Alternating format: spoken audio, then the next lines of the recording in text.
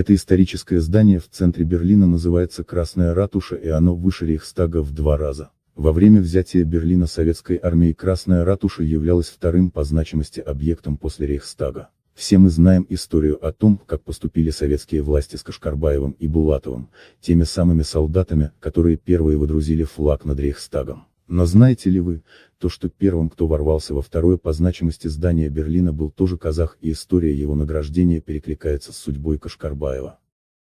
Перед вами официальный сайт Российского государственного информагентства ТАСС. Выделенный фрагмент посвящен взятию Красной ратуши Берлина советскими солдатами. 29 апреля в центре города развернулись наиболее ожесточенные сражения, писал маршал Жуков.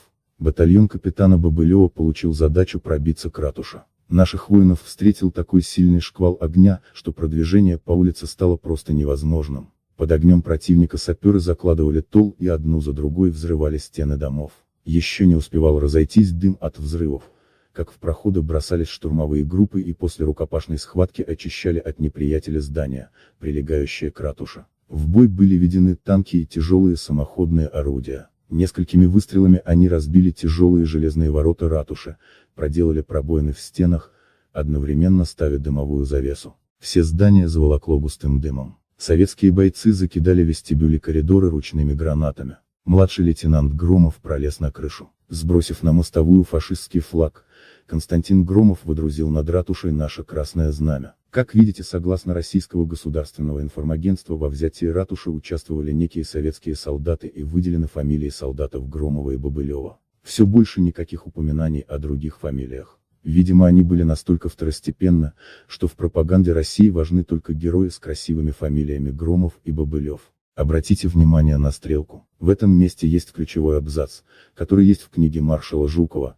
генерала Бокова и книге воениздата первой редакции 1948 года, но нет на этом сайте. На сайте военной литературы есть книга мемуаров маршала СССР Георгия Жукова. В главе 21 «Берлинская операция» советский маршал описал события взятия Красной ратуши в Берлине. В выделенном перед вами фрагменте вы можете узнать те же самые слова и фамилии, ранее прочитанные нами на сайте Российского государственного информагентства ТАСС. За одним лишь исключением. Перед вами зеленым цветом выделен абзац, который отсутствует на сайте Российского государственного информагентства ТАСС. Первым сюда ворвался взвод лейтенанта Маденова. Вместе с отважным лейтенантом смело действовали бойцы Кондрашов, Крюченко, Кашпуровский и другие. Они закидали вестибюли коридоры ручными гранатами. Каждую комнату приходилось брать с бою. Из книги Георгия Жукова мы узнаем, что первым в Красную ратушу ворвался взвод некого лейтенанта Маденовака. О Маденове пишет в мемуарах и другой советский военачальник,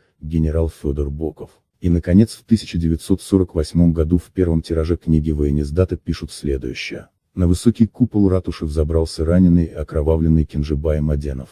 Он скинул немецкий флаг на землю и вместе с обессилевшим комсоргом Константином Громовым водрузил красное знамя. Затем они упали под развивающимся алым полотнищем. За героизм и мужество Константину Громову было присвоено звание Героя Советского Союза, лейтенанта Кенжебая Маденова наградили вторым орденом Красной Звезды. Сама книга «Штурм Берлина» 1948 года, которая описывала взятие Берлинской ратуши, не понравилась Сталину и ее отредактировали. Чем именно не понравилась книга, можно только гадать, но в тексте ноябрьской редакции этой книги водружение флага над Красной ратушей уже отсутствует имя Кенжебая Маденова.